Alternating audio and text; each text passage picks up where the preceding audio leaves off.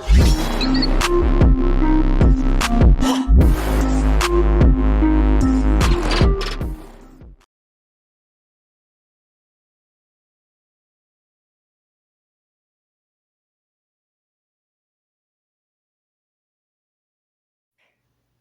les amis, c'est Bart, j'espère que vous allez bien parce que moi je vais super bien.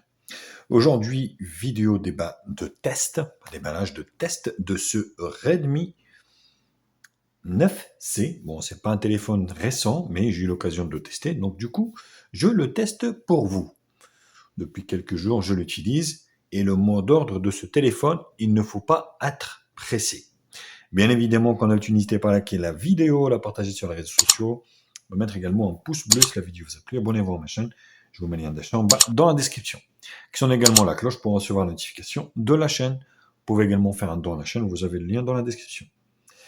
Donc c'est un téléphone qui date d'il y a un peu plus d'un an, donc la série 9. Donc il y a eu le 9A, il y a eu le 9C. On va faire un petit tour du propriétaire déjà dans un premier temps. Donc, on a ici donc un châssis, on va dire métallique, avec sur la partie basse ici, donc ici le micro principal, le port micro USB. Et oui, on est encore sur du micro USB, sachant que l'USB-C, ça sera la norme à partir de 2024. Il me semble, il n'y aura plus de micro USB. Le grille haut-parleur sur le côté droit ici, le bouton allumage, volume plus moins. Sur la partie haute, le jack 3.5. Sur le côté gauche ici, donc l'emplacement de la carte SIM, il prend 2 cartes nano SIM et une micro SD. Donc ça, c'est plutôt un bon point. Sur la face avant, donc on a ici une caméra de 5 millions de pixels, voilà, qui est donnée par le constructeur pour du 5 millions de pixels. Plutôt pas mal, on va pousser au max ici pour faire le test. Et sur l'arrière, donc on a un triple appareil photo de 13 millions de pixels, 13, 2 et 2, donc bon. Autant dire 13 qui fait le taf, le reste, c'est niette. On a ici un lecteur d'empreintes digitales qui est à l'arrière. Donc l'appareil photo ne déborde pas énormément. Donc, ouais, non, il n'arrive pas. Bon. Voilà, donc il déborde pas énormément. Donc c'est plutôt pas mal. Donc voilà, au niveau du look, bien sûr, avec ce grand écran LCD IPS de 6,67 pouces.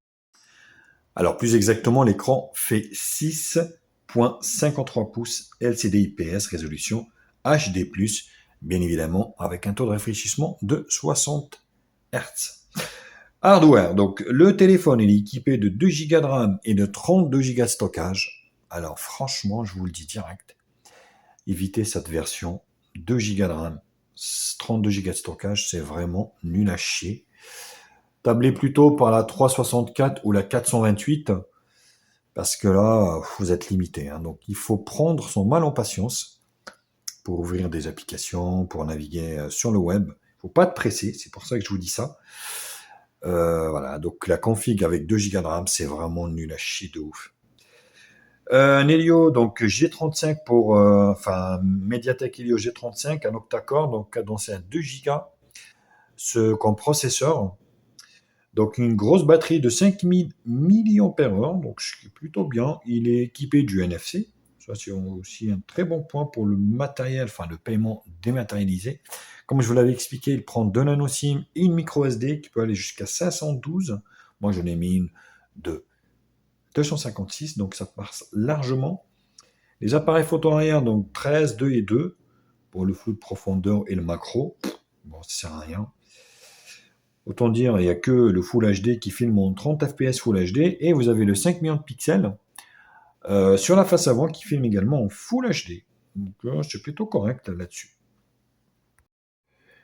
Le téléphone pèse à peu près donc 196 grammes pour 9 mm d'épaisseur. Vous avez une grosse batterie dessus qui n'est pas compatible énormément, enfin qui ne charge pas rapidement, donc vous allez le charger au bout de 3 heures.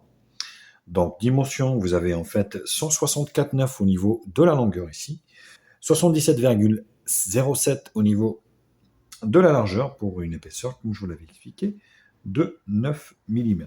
Il tourne sur Android 10 avec la surcouche MUI 12. Donc on peut faire évoluer MUI tout en restant sur on va dire une version euh, pas équivalent, on va dire en MUI. Donc on est en Android 10, MUI 12. Donc c'est un truc de ouf. Il n'y a que, comment dire, Xiaomi qui fait ça. Donc l'octa-core, il est plutôt cadencé à 2 Go 3 au lieu de 2 Go. Voilà, donc on est sur de l'EMMC 5.1 en stockage, LPDDR 4X. Voilà, donc il est Bluetooth 5.0 et il est Wi-Fi BGN, donc 2.4 GHz. Ça, c'est au niveau du hardware. Maintenant, on va faire le lecteur d'empreintes digitales qui fonctionne très bien. Rien à dire, donc on est sur MUI avec ici le volet info de Google. Voilà, pas de tirage d'application. Vous pouvez le ressortir si vous voulez. Donc là, les raccourcis avec le volet NFC ici. Les paramètres. Et on est sur MUI 12.0.12, basé sur Android 10. Donc, à mon avis, voilà, vous avez une autre ici. Mise à jour. Bon, c'est des mises à jour sécurité, mais vous voyez, de juin 2022, mais à mon avis, il ne passera pas sur donc Android 11, voire 12, c'est même pas la peine.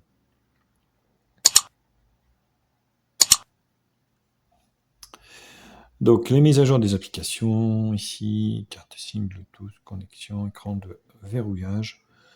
Voilà, donc lever pour activer, si vous voulez, appuyez 2 fois pour réactiver l'écran.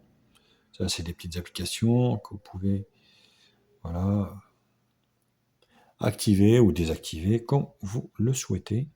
Donc affichage, vous avez un mode sombre si vous voulez. Police, voilà. Vous voyez, il y a des latences au niveau de la ROM, énormément de latence. Le son. Voilà.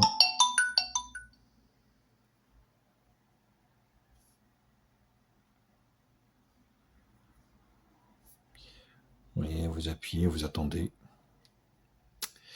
Donc ça, c'est énervant pour moi. Après, il y a peut-être d'autres comme vous, ça, vous vous en foutez un peu. Mais moi, franchement, ça m'agace. Donc, les sonneries, préinstallées, sonneries.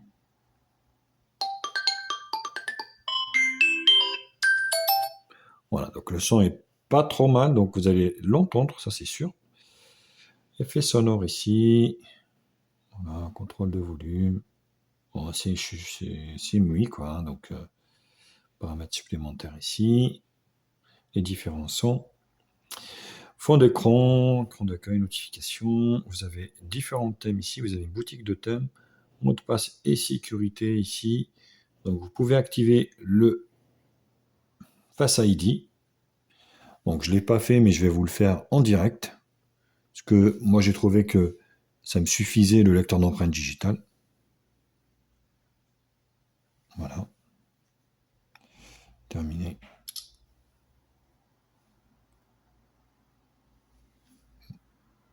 Voilà.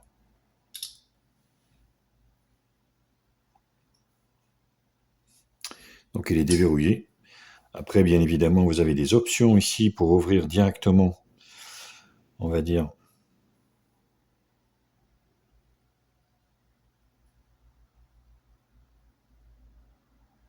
Voilà, hop. Voilà. Là, vous déverrouillez directement le téléphone. Bon, c'est pas les plus rapides, hein, forcément. Mais ça fonctionne. Hop. Protection de vie privée, batterie performance. Donc la batterie vous durera 2 jours facilement. On est sur une grosse batterie de 5000 mAh. Les applications, les paramètres supplémentaires ici, date et heure, langue, région. Voilà, le compte Mi, Google et ainsi de suite.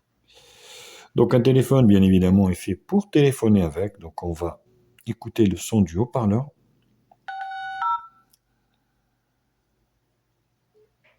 Vous n'avez pas de nouveau message. Menu trafic. Pour personnaliser votre répondeur, tapez 3. service de renvoi d'appel. Voilà, donc pas de problème au niveau de l'appel, de recevoir également les appels. Pas de souci là-dessus. Vous avez une petite pichenette ici, vous donne accès au fond d'écran, widget et paramètres. Voilà. Donc si vous voulez les widgets, voilà, vous avez les différentes widgets à rajouter ici. Donc voilà, c'est plutôt intuitif. Maintenant, comme je vous l'avais expliqué, donc l'interface n'est pas très fluide. Pourtant, moi, j'ai pas chargé en application. Avec le peu d'applications, vous voyez, que j'ai installé, il vous restera pas grand-chose en stockage. C'est pour ça que je vous dis attention, méfiance avec cette version. Donc là, voilà, 19,20 occupé, donc il reste à peine 12 Go, donc c'est vraiment très très peu, très peu. Après, tout ce qui est photo, vidéo, bien sûr, bien évidemment, vous pouvez rajouter une carte micro SD, mais méfiance avec ça. Voilà, bah écoutez, j'en ai fini avec cette première partie. Je vous retrouve pour la seconde partie qui sera la partie benchmark.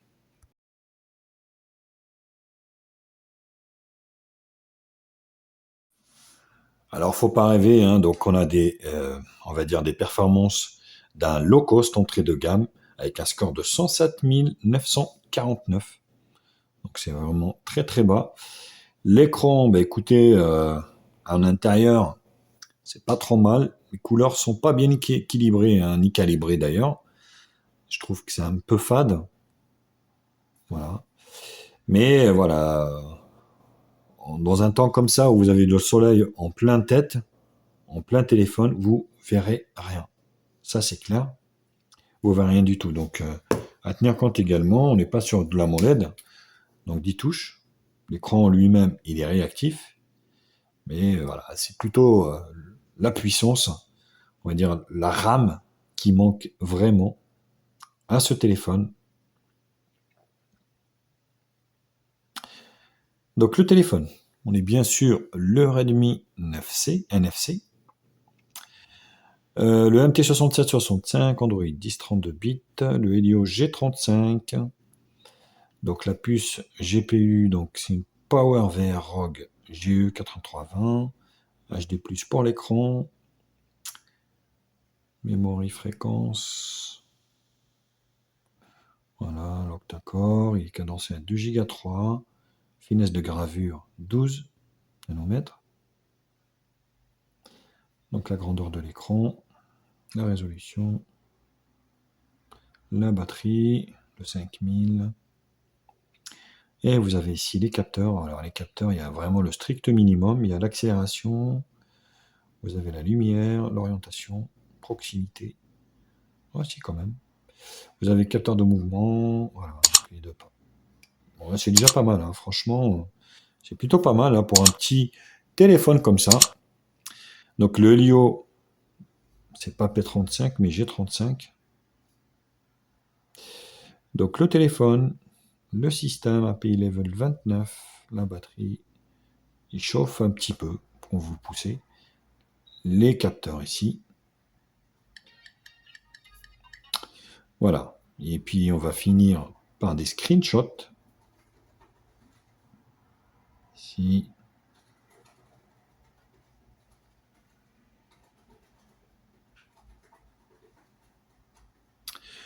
Alors, Geekbench. Simple core, multicore. 3D Mark. PC Mark. Multitouche, Antutu. Donc Antutu, multitouche. Donc PC Mark, 3D Mark, Geekbench. Et c'est tout. Vous voyez, il ne faut pas de presser. Vous voyez, là, il est complètement planté. Bon, voilà, donc le téléphone, lag, RAM. Voilà, forcément, tout dépend de ce que vous faites. Mais il ne faut pas rêver, le téléphone est vraiment lent à l'exécution des tâches. Bah, écoutez, j'en ai fini avec cette deuxième partie bench. Je vous retrouve pour la troisième partie qui sera la partie multimédia.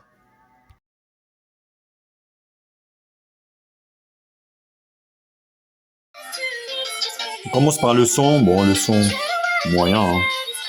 On est sur un mono haut-parleur ici, avec un son qui est aigu. Voilà, déséquilibré, forcément, j'en ai qu'un.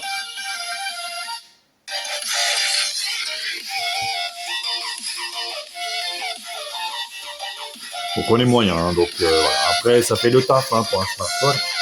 Je rappelle qu'il vaut à peu près 120 €, qui est cher par rapport à ce qu'il présente. Hein.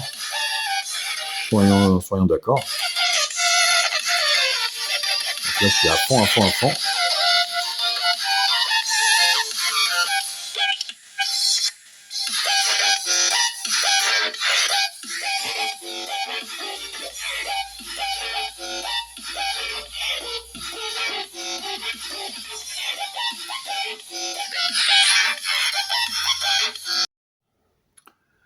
La vidéo, vous allez pouvoir voir ou mater des vidéos, on va dire en HD, voilà, au max. Bon, d'une manière assez fluide, rien à dire là-dessus. Après, le téléphone chauffe, forcément quand vous poussez un petit peu, que ce soit vidéo, que ce soit, on va dire, un petit peu de jeu, pas non plus officime, hein, mais du jeu. Mais voilà, à l'intérieur comme ça, si vous n'êtes pas sous le soleil, ça passe largement, convenablement bien. Avec cet écran de 6,57 ou 53 pouces, à chaque fois j'oublie. Bref, vous voyez, avec une résolution HD+, donc vous n'irez pas plus loin. Après, sur un petit écran comme ça, franchement, on voit pas trop la différence et ça marche plutôt bien.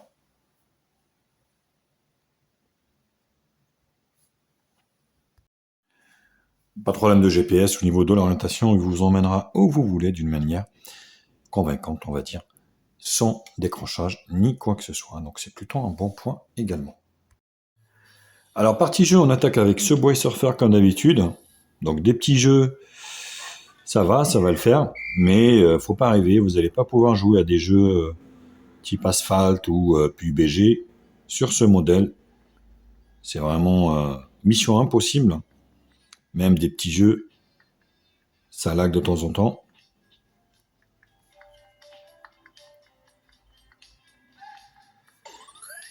Donc là, vous voyez, c'est plutôt concluant quand même.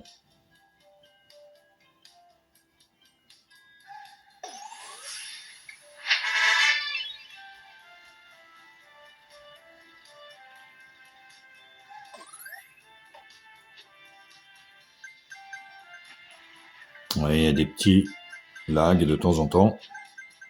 Mais l'expérience est plutôt convaincante. Des petits jeux comme ça, il n'y a pas de souci là-dessus. C'est vraiment un téléphone qui fait, on va dire, pour des choses basiques qu'on peut faire avec un téléphone, un smartphone. Genre regarder ses mails, être joignable, des SMS, des MMS. Ça, il n'y a pas de souci. Par contre, c'est pas un appareil multimédia, faut pas rêver. Mais voilà, donc ce Subway Surfer, ça reste quand même concluant. Donc rien à dire. Alors Jetpack Joyride, pareil. Plutôt concluant. Même si pareil, vous avez des lags de temps en temps, mais le résultat reste convaincant. Et vous avez des lags de temps en temps, mais ça reste acceptable.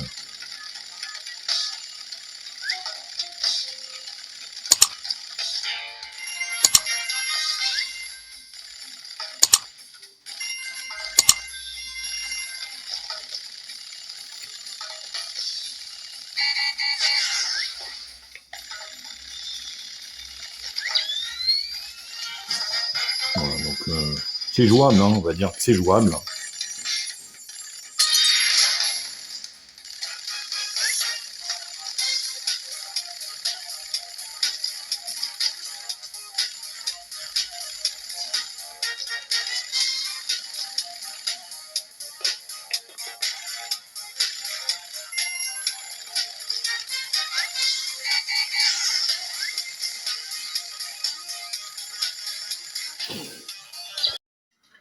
Alors, t'as mis la partie jeu par Temple Run. Oula, waouh, ouais. Là, c'est pas jouable. Donc, vous voyez, ça saccade. Là, ça s'est décoincé un peu. Mais vous voyez, donc c'est vraiment limité. Hein, cet appareil, vous voyez, n'est pas fait pour. Donc là, c'est pas jouable au niveau de Temple Run.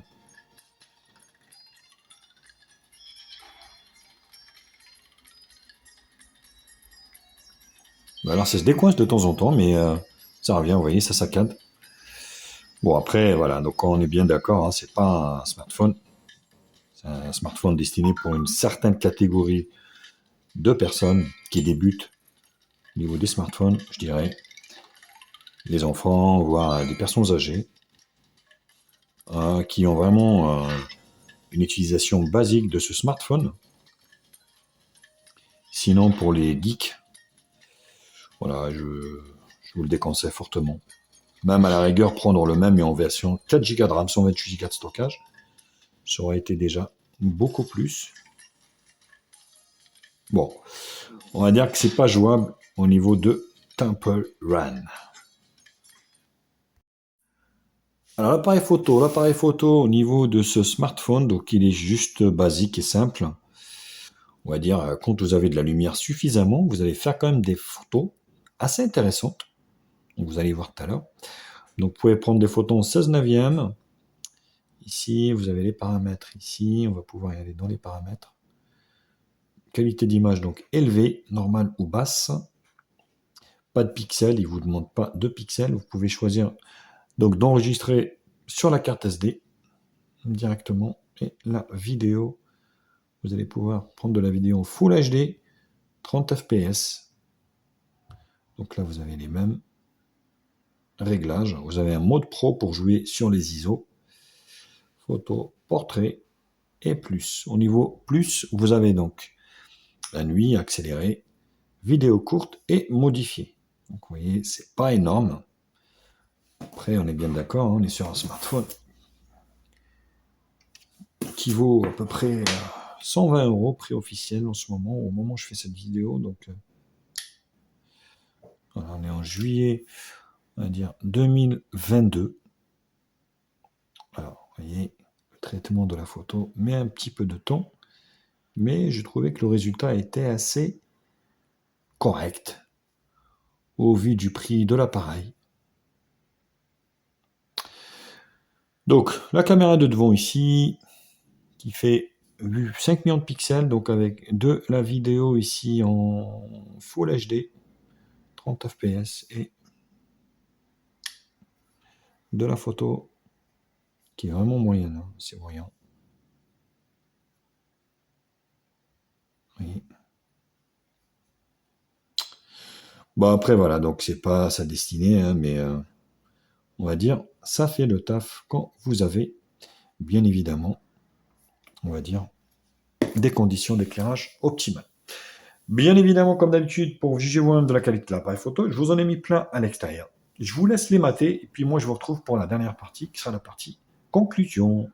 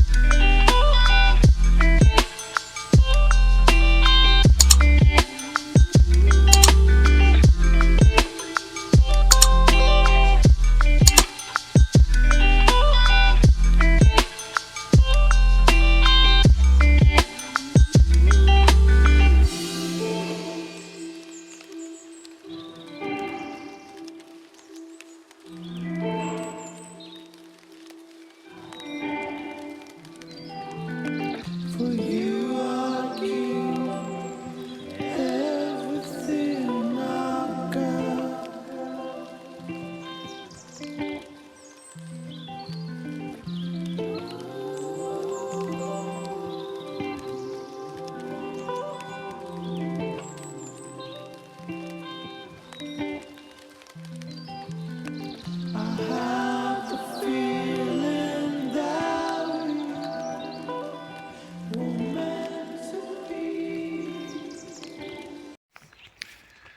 voilà les amis, c'est Bart. Vidéo test de ce Redmi 9C. Aujourd'hui il fait beau. Il y a du soleil. À mon avis, la vidéo va être stop parce qu'on est dans des conditions optimales d'utilisation. On a la lumière qui est derrière nous, enfin le soleil du moins. Donc je pense que le résultat sera très satisfaisant. Et ce qui est dommage, c'est que 2 Go de RAM, c'est quand même très maigre en 2022. Je vous conseillerais quand même de prendre la version au-dessus.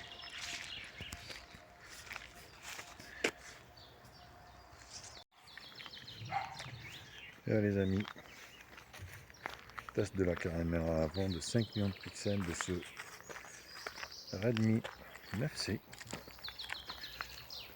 Bon, là j'ai le soleil. Je ne sais pas si le résultat va être trop bon ou pas, mais dans des conditions comme ça de luminosité, le résultat normalement est bon. Est-ce qu'en 2022 ça peut être un smartphone qui vous conviendrait? Faites-le moi savoir dans les commentaires. Dites-le moi. Curieux de savoir ce que vous en pensez.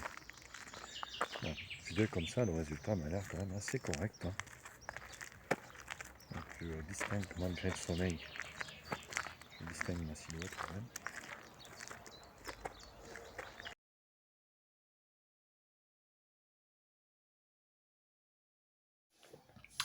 Alors, pour conclure pour cet appareil, donc le Redmi Note, le Redmi 9C, bah écoutez, c'est très moyen dans cette version. Franchement, je vous le déconseille fortement. Donc, je vous dis, voilà, tablez plutôt sur la partie, enfin, sur, on va dire, la config 364 ou vers même 428. Voilà, donc, ce téléphone, pour moi, ne vaut pas 100 €. Donc, si vous le trouvez à moins de 100 €, bango, c'est plutôt pas mal. Au vu, voilà, de ce qu'il présente, c'est vraiment destiné à une certaine catégorie, on va dire, d'utilisateurs qui utilisent, on va dire, le smartphone d'une manière basique, mail, appel, ainsi de suite. Voilà. Sinon, vraiment, si vous comptiez dessus pour avoir un téléphone avec des belles photos, voilà, regarder des beaux films, ainsi de suite, jouer à des jeux et tout ça, donc c'est pas ce qu'il vous faut. Donc ça, c'est un téléphone de dépannage destiné à une catégorie donc spéciale, on va dire, ceux qui débutent au niveau des smartphones. Sinon, pour le reste, passez votre chemin. Voilà les copains, bah écoutez, donc c'était le test de ce Redmi 9C. Bien sûr, quand n'hésitez pas à liker la vidéo, la partager sur les réseaux sociaux, me mettre également un pouce bleu si cette vidéo vous a plu. Abonnez-vous à ma chaîne, je vous mets le lien d'achat en bas dans la description. Actionnez également la cloche pour recevoir les notifications de la chaîne. Vous pouvez également faire un don à la chaîne, vous avez le lien dans la description. Allez, je vous quitte et je vous dis à très vite. Tchuss.